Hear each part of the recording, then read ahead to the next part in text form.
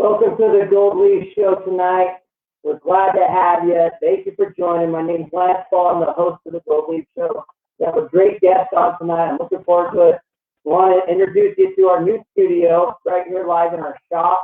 As you can see, we've got some plumbing stuff behind us. Just ignore it. We're not going to be talking plumbing tonight.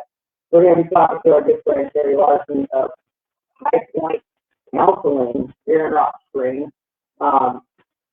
Looking forward to this. Carey's a good dude. We're looking forward to this visiting with him. No announcements tonight. Just keep on donating and helping out where you can through this crisis. Help out the community. If you do know somebody that needs some help and they can't seem to get a hold of anybody, please contact the Chamber of Commerce.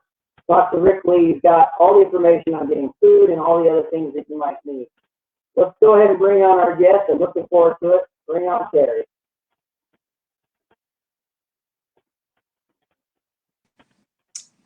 Hey Lance, how's it going? Hey Carey, how you doing tonight? Good. How are you doing?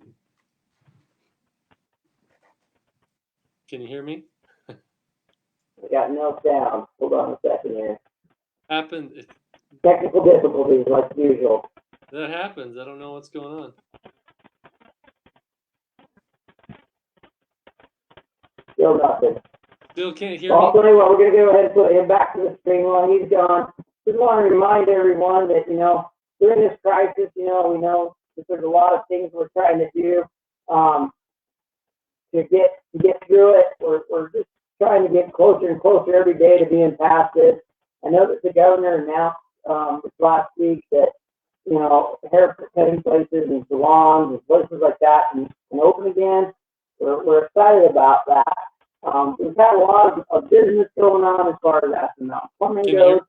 We've been reaching out to people. We're doing what we can and doing what we can to get them in. Do we have Carey live yet? I'm checking my computer here, folks. No? Can you hear me? Carey, let's try bouncing you out of the green room and coming back on again, see if we can get you to work.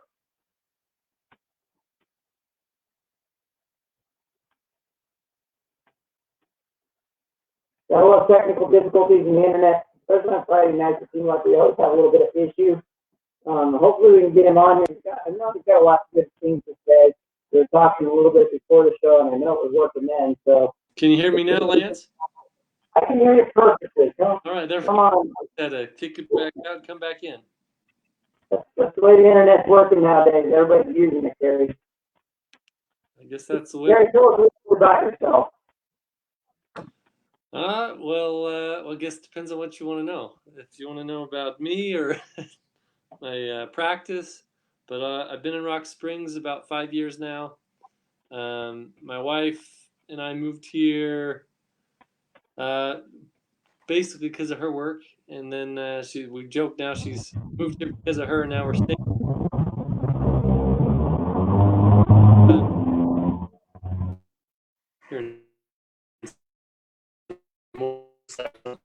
But we moved here. My wife's a physical therapist, and I'm a marriage and family therapist. My wife graduated from the University of Utah.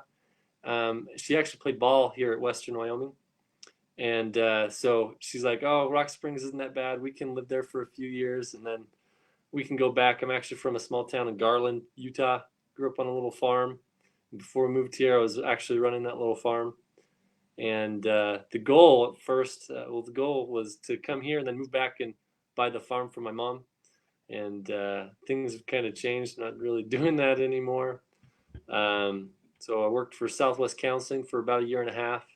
And then in October 2016 is when I went off and I started my own business. Started my practice here, High Point Counseling, and then it's been really good. I think what made me kind of stay here is we just felt there's a lot of need.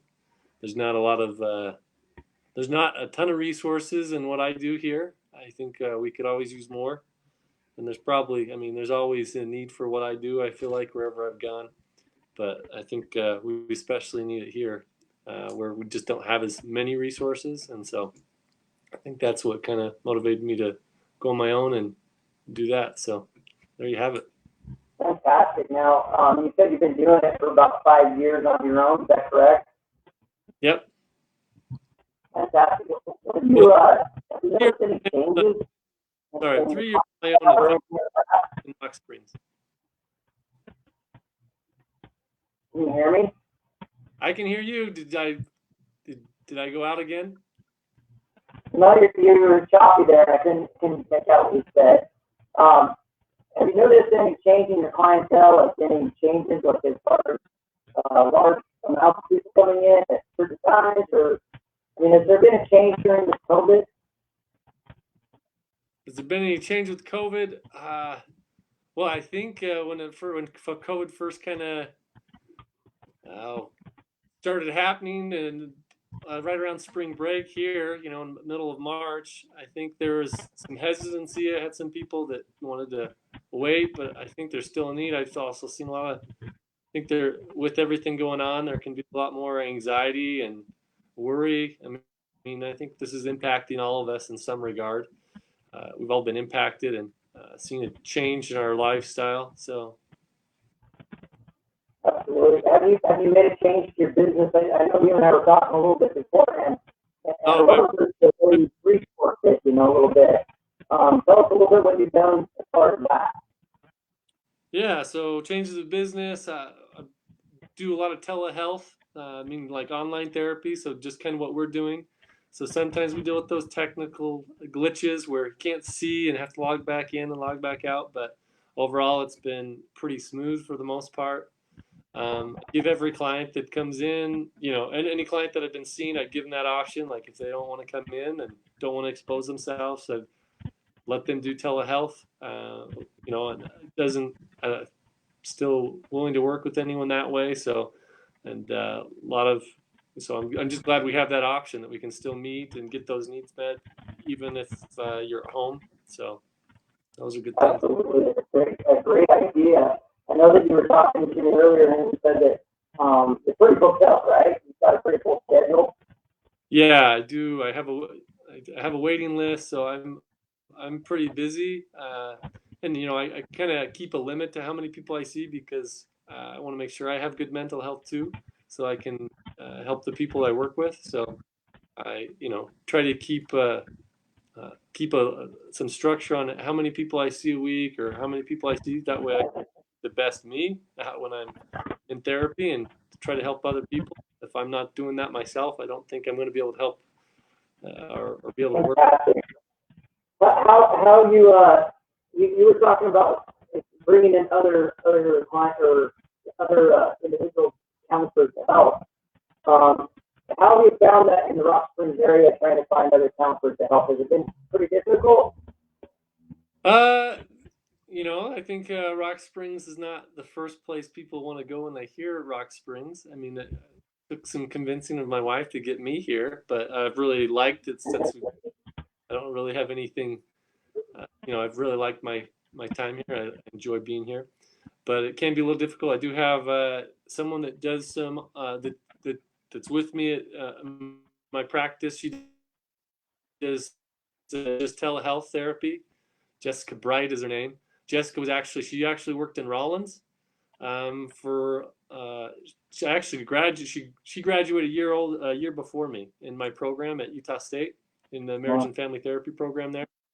So Jessica, she was a year ahead of me, and she's great. Really respect her. Got to do a lot of counseling together. We actually did some co-therapy when I was in college, and so I really got to know her. Really trust her.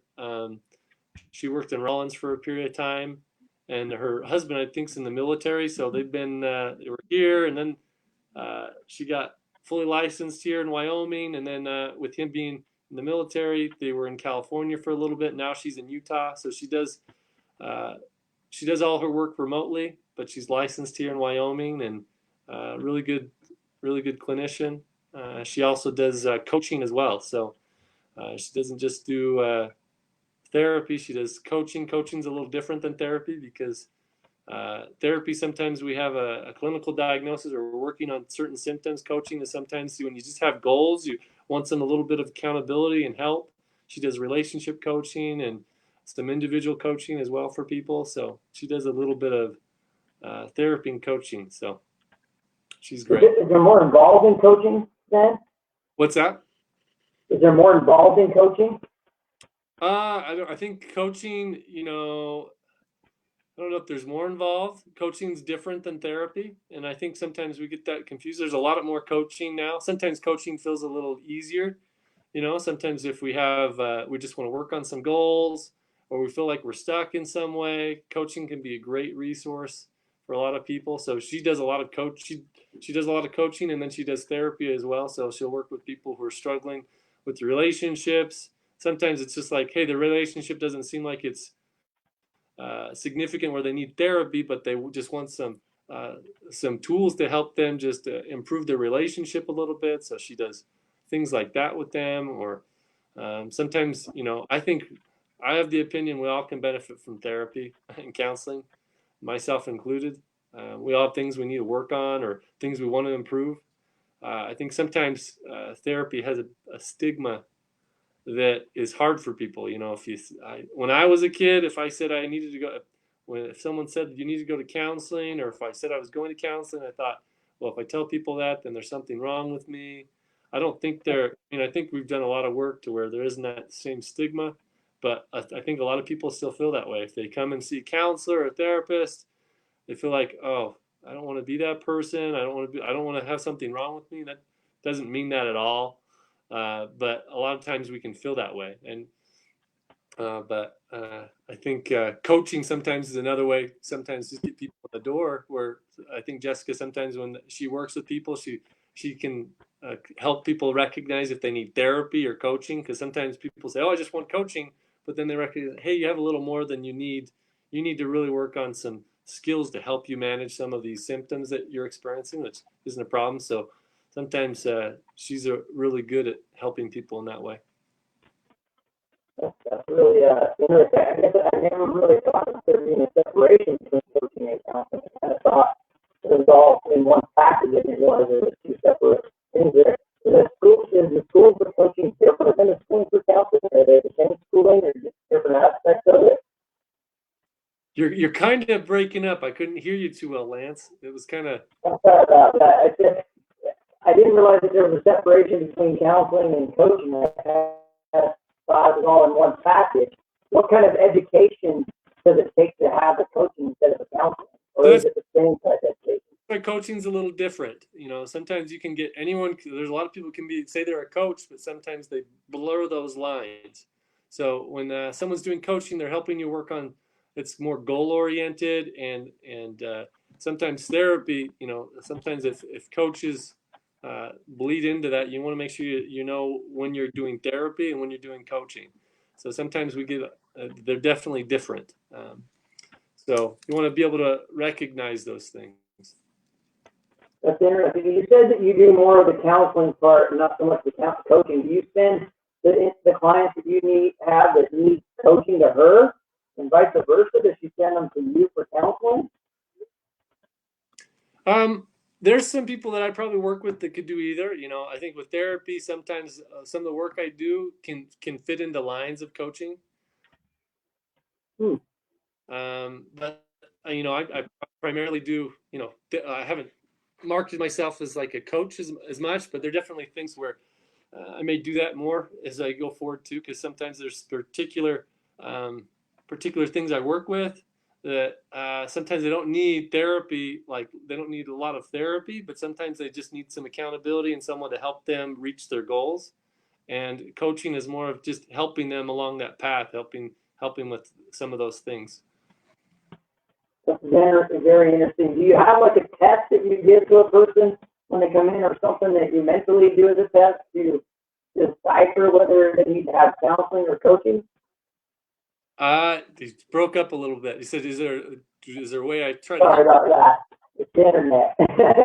um, do you have a mental test that you do on people when they come in to decipher, or are you just listening to keywords or something to recognize whether they need coaching based counseling? I don't give them any kind of specific test. Sometimes it's just a matter of feeling. When you're working with someone, kind of gauge like, hey, this is feeling a little more like therapy versus coaching. I think there's lots of people that do different types of coaching, like with diet and exercise. You get people that do coaching that way. They try to help you. They have these tools that sometimes they know how to do those things, but they don't have to, you know, they don't have to do all that work for you. But they know the tools, and they know some skills to help you with certain things. So a coach is a little different in that way. Interesting. You talk about you and Amanda having, these professions, and that's what brought you to Rock Springs. Is there similarities between your guys' professions, physical therapy and counseling? I know that's kind of off the track, but I just thought of that. What differences in professions between what my wife does? Yeah, you and your wife. I mean, is there similarities or certain things that she learned as a physical therapist that you had to learn as a counselor? I think that our professions are very different in a lot of ways. She's definitely smarter than I am. Got a doctorate, and I don't. I have a master's degree, so she's gone to a little more schooling than me. I think with physical therapists, a lot of people don't realize how much education they really have, and the work they do. Like she probably does a lot more healing on the body, where I probably do a lot more healing on the mind and our emotions and some of those things. So what we do is a little different, but I think we just get that holistic whole body and mind kind of therapy, I guess. That's an interesting combination when you really think of it, you and your wife being in the same home. You got the mental aspect and she's got the physical aspect. It's kind of interesting. I like it in a relationship before. Some of the things that maybe drove you to becoming a counselor, what were some of the things? That's a great question. Man, I didn't even know I wanted to be a counselor. I think counseling kind of found me. I didn't go out ever thinking I never even thought about being a counselor. I got my bachelor's degree is in communication studies. Love that degree. Everything I learned in my undergraduate degree applied to life. But I had a professor my senior year where I was like, I don't know what I'm going to do with this degree. Communication studies. I mean, what do you do? I mean, there's a lot of things you can do. It's like one of these degrees that you could probably go into any profession with, and it's a bachelor degree that works for a lot of different things. And I just met with the professor and was trying to figure out what I wanted to do, and he just kind of mentioned, hey, have you ever thought about counseling or marriage counseling? And I said, no, that sounds just kind of sparked my interest, my attention. He referred me to the program director at Utah State that was over the marriage and family therapy program, and I met with him, and he gave me some things to read, and he's like, I guess it just started from there. He told me what I needed to do to apply to their program, so I extended my graduation and took some prerequisite courses to get in that program. And Utah State has a very competitive program. They only accept 6 students a year. So I felt very fortunate to be able to get in their program when I did. I had to, one thing that I really liked about that program is you get a lot of one-on-one supervision and attention. I was able to get a lot of really good training. As marriage and family therapists, also, like half of our training is all relationship based. No other counseling program is based that way. So we are very systemic in a sense where we really work on relationships. We don't look at just the individual. We look at how other relationships and the outside environment also impact us. I really felt like I got some excellent training there. Really prepared me for what I'm doing now. I wish I could go back to school sometimes and with what I know now, and then I'll also be able to do some of the same things. So that's really interesting that Utah State only takes 6 people. Is it because they want to give more expertise into the individual, or is it because it's such a hard program that they really need to dedicate just 6 people and that's it? I couldn't hear you, Lance. It's kind of hard to hear. And maybe even Chantel, she even mentioned it's like sounds like we're underwater. I don't know if everyone hears that same way for me, but. Yeah, I've heard some people say that it sounds like I'm underwater. How am I sounding now? Can you hear me now? We can hear you. It just sounds a little muffled. It's just a little muffled. Yeah. I don't know what we can do about that. What do you think, Joe? Have our producer work on that while we're talking. Can you hear me all right now? I can hear you. Yeah. Okay. I was saying, why do you think that the Utah State only brings in 6 individuals a year to do the program you went through? Do you think it's because they want to give those individuals the best education, or do you think it's just because it's such a hard program that they need to restrict the numbers so they can get better attention to it? I didn't hear all of that, but basically, I think the reason it's competitive there and they have such they really want to make sure that you're getting a quality education. Most programs push a lot of people through, so you get a lot of counselors going through. So I think that's one thing that attracted me to Utah State was the intimacy in that kind of a program. I think we had 6 students that we all went through at the same time, and we had 3 professors that we work with very closely. So you're getting a lot of individual attention.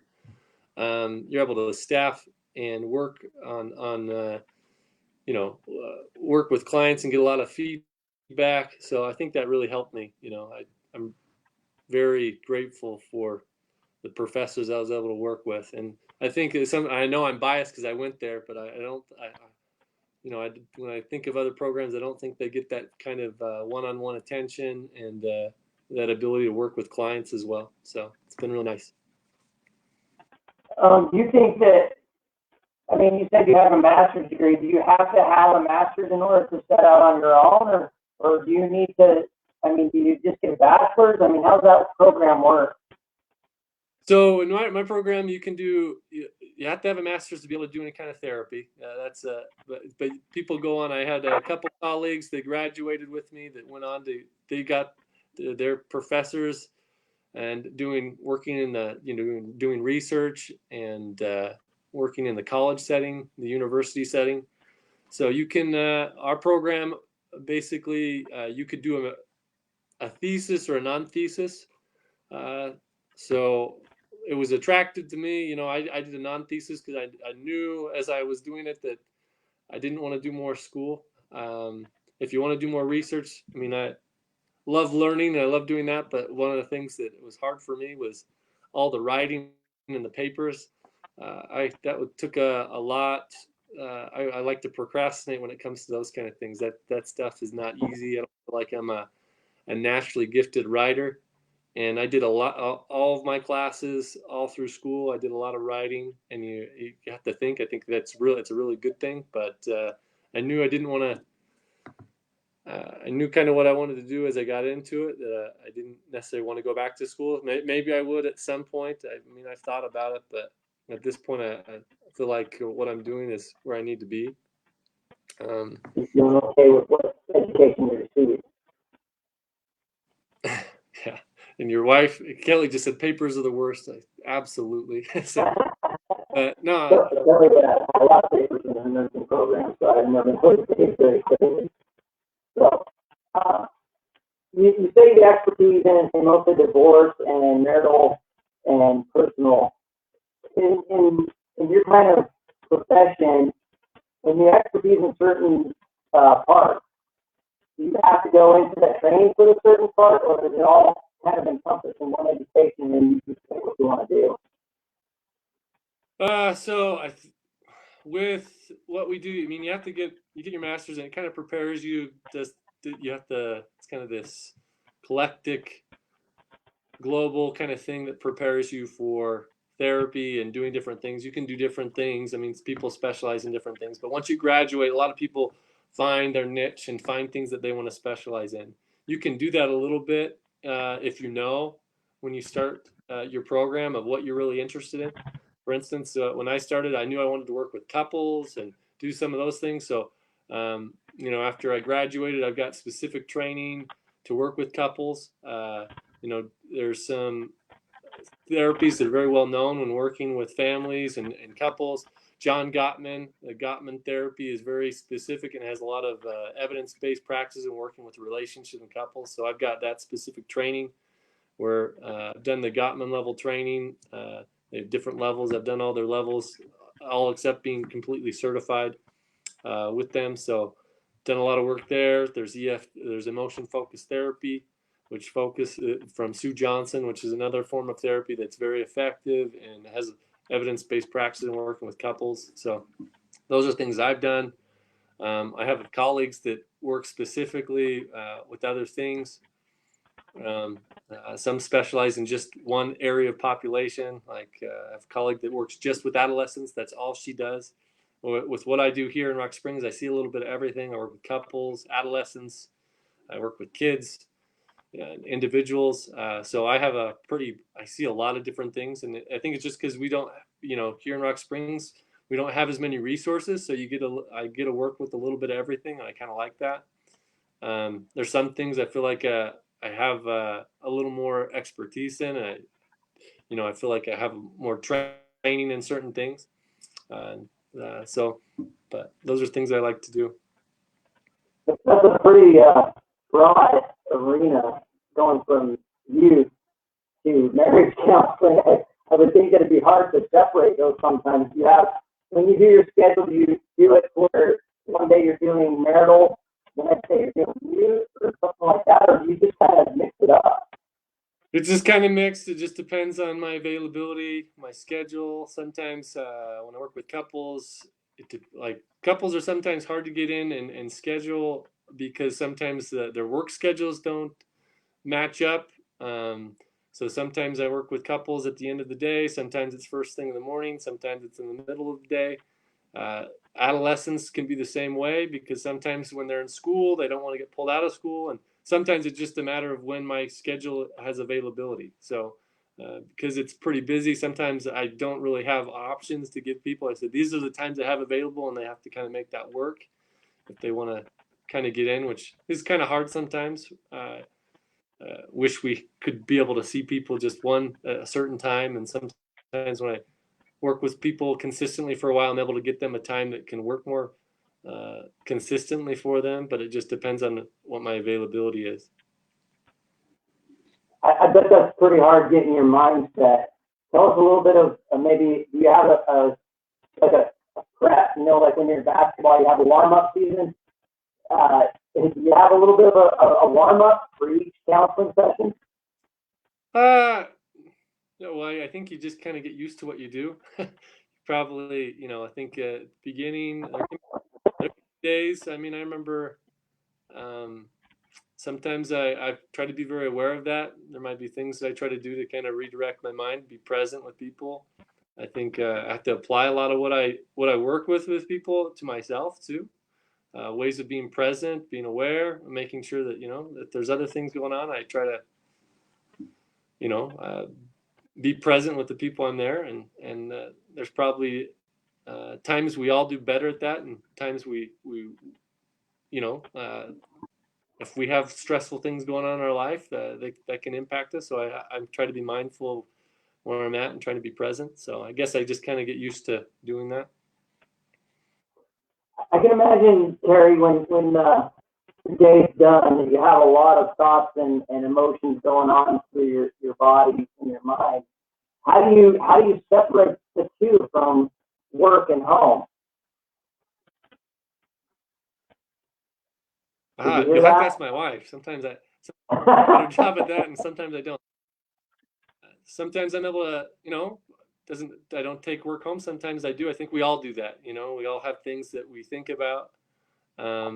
We have stressful things that we have go on at work or at home that we can take either place. I just try to, I think one thing that helps me is I do all my work here and I don't bring work home. I don't do my notes or other things when I'm working with people. So I think I try to keep my work in my office and other things. When I do telehealth, and I'm working with people online, I come to my office and do it here. So I think that helps me separate it a little bit and make sure we're doing that. Family and work, I think they mix a lot. Looks like your wife can have a little bit of an issue when you get home. Hopefully you know how to do haircut. My little Enzo did the same thing, but with bowling on one time, and I ended up just whacking his whole hair down. He had a nice close cut for a little while.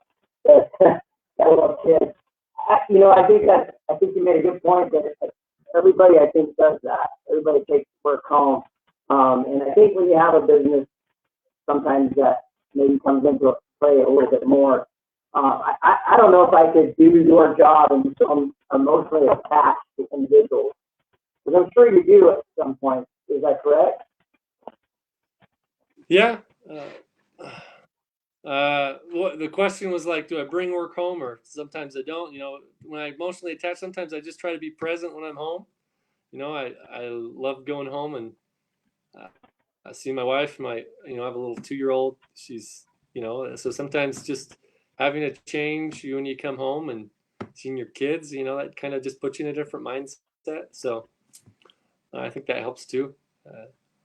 Yeah, but there's days when, depending on what goes on, I might bring fill some of that when I come home. Other days it's just, it's fresh. So I think we all do that, but yeah, so those are all things we work on, and I work on that too. So, but I try to be very intentional about some of the things I do to make sure that I don't bring some things home. And there's times where I do. So, How do you keep track of all of your clients? I mean, with plumbing, it's pretty easy. We just keep them in a system. We know what home it is. We keep track of all the water heaters and stuff that we put in. How do you do it with counseling? How do you do that? how do you keep track of all that? That's a great question. Uh, don't know exactly. I guess it just happens. You kind of notice, and part of what we do is we document. Anytime I see someone, usually document briefly what was discussed. And so sometimes I just have to just review something like that and just reflect. So sometimes I just, I think back the last time I saw you. It's kind of like when I see you, Lance. When we talk, there's times where I remember. Oh yeah, last time we talked, we were able to talk about things in our conversation, and you go right back and you know exactly where you left off. Other times you forget a little bit, and I have to I just look at that note, and it reminds me right of where we were at. So I try to just do that. Do you review notes on your clients right before the session then? What's that? Do you review notes on your clients right before your session then? Sometimes I can just look at the note right before. Other times when I know someone's coming in, I've already thought about it the day before. Like sometimes the beginning of the day, I look at who's on my schedule, or the day before. It just depends on who I'm working with. So sometimes the first part of the day, I know kind of who I'm working with and what we've been working on. Other times, I just review things right before session. Sometimes I've been, thinking about how to help the people I'm working with throughout the week or in other ways. And so it just depends. Each client, each individual I work with, maybe it's a little different on what I remember and how I remember those things. It's so interesting to talk. I do this every Friday night, and every night it's a different profession. It's interesting to talk to everybody and to kind of get how they do things. And everybody's got their own way. And I've learned by doing this that there's no perfect way on any of this profession. I think that you kind of got to feel your own way and just kind of work through it that way. So would you say that's correct with counseling? Yeah, I think everyone has their own way. There's some great clinicians. I mean, I network with a few different clinicians here quite regularly. Chris Clark, he has a Wellness Associates, his business. I think he probably has different ways he does it. Some ways we're similar. Family Dynamics is another agency here that, they have a variety of different clinicians. I network with them a lot too. Work with Southwest Counseling. I know a lot of the counselors there. So there's just ABC. There's a lot of great clinicians and different agencies here. All of them, I've worked with in some regard or interacted with. I think that sometimes we even talk about how we do those things, and we all sometimes have a different way of separating work from home and working with our clients. I think that's something that's unique about counseling too. Every counselor is different. We all have a different approach. Sometimes you get a different feel, and every person that comes to see me, first time I talk to them, I say, one thing I really believe is therapy is a lot about fit. I may not be the best fit for you, and I might be a great fit, and that's okay. So if I'm not a good fit, I'll do everything in my power to find or refer you to someone that is the best fit for you with the resources that I know in the community. So that's something I really believe in strongly. We all connect with people differently, and that's how I try to approach it. Like I don't have to see everybody or work with everybody, but I want to be able to point people in the right direction to get them the right help if I can do that. If I'm not the right fit, and sometimes I'm not. There's people that I've referred on, and I know someone has they have a little more experience in a certain area, and I'll refer them. I've referred people to Chris or Family Dynamics or people who have a specific training or specialty, and that's something that I try to do. And sometimes we don't have someone that is the right, like that doesn't have a particular specialty. We all kind of work with certain things, so we might all work with similar things and issues, but I think that fit is really important when you work with a counselor. I love that, Carey. I think that, if I was to go to a counselor, I'd want that. I'd want that counselor to say, hey, you know what? Maybe I'm not your counselor. Maybe we should get you with such and such, because I just don't think we're going to fit. I love that. I think that's especially when you're dealing with individuals and people, that's so important. And I think that sometimes, and maybe, I mean, do you get referrals from other people too? Is this like a common practice with counselors to do that, or is it just kind of you? Well, counselor, I mean, I refer to all the counselors in the community I know, those that I have relationships with, that I work with, and I try to know the different agencies and people. There's some that I wish I knew better, because I would like to be able to refer to, if I know what they work with and what they specialize in, it's great, because then I know someone else I can refer to, because often, like right now, I got a waiting list, and sometimes it can take some time for people to get in with me. But if I know others that work with those similar issues, I try to say, hey, these are some people you could try. These are some resources I know. And so I think it's good for me. I always like to, interact with other counselors and other people, because it's just like what you're doing. If I know a good plumber and I can refer someone to get that expertise to that service they need, that's great. And I can't help everybody, and there's people that call me and I can't get them in right away, and I refer them on to people that might be able to get them in and can do just as good of work and help them in the same way. So I try to do that a lot with the people I work with. I love that. Folks, I hope you understood that really well, the backing behind Carey's intentions. It's always about the individualized counseling. And I love the fact that he's doing that. He's going to be upfront with you. He's going to be blunt. Carey, how does somebody get a hold of you if they want us to get counseling, or get a hold of you to get with one of these other counselors? If someone wants to get a hold of me, I have a Facebook page. A lot of people just find me online. You look up a counselor, and I'm one of those.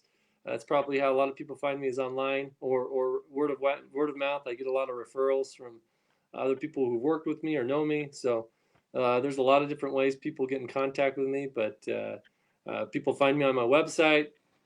But a lot of people, usually they just contact me. Sometimes I get an email, or they'll just contact me and call me on my business number. And I can share that with you if you want to know it. But it's usually through, they give me a call directly, or they contact me through email, and they usually find my information online or through my Facebook page or my website, through Google or other things like that. What is your website, Carey, just so everybody has it? My website's highpointcounseling.com. So if you want to look at my website, it probably needs to be updated. My picture on there, my wife says we need to update that, because it's from when we were, I think it was from our engagements or something. So I have a picture on there of me, my wife, probably a little old and outdated, but that's on there. And then there's also a picture on there of Jessica Bright, things that she does. So Jessica and I are both on there.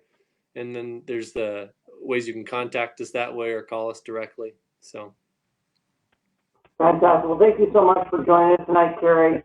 This has been great information. I've learned a lot about your profession. So reach out to Carey if you're in need.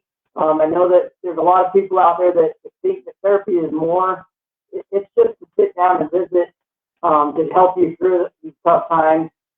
Give Carey a call. He can get you hooked up with either himself or guest or somebody that can help you out. Give him a call. Thank you, Carey, for joining us. I appreciate it. Is there anything, last parting words you'd like to share with our audience tonight? No, it was fun talking to you. Thanks, Lance, for having me on your show. No problem. Thanks for joining. You just recently started doing this not too long ago, right? You're showing this way. Yeah, we started about a month ago. Yeah. So I see your Facebook lives all the time, but I don't feel like this show has been going on quite as long as that. So. Not yet. We're hoping to keep it going throughout all this. We want to get past the COVID and just keep doing more. It's just a way to help our community. So, thank you so much. Appreciate it. Folks, that was Carey Larsen. What a great guy. If you do need counseling or you want to get involved in counseling or you know somebody needs counseling, reach out to Carey. He's willing to help you in any way you can. Thanks for joining us tonight. You guys have a wonderful night.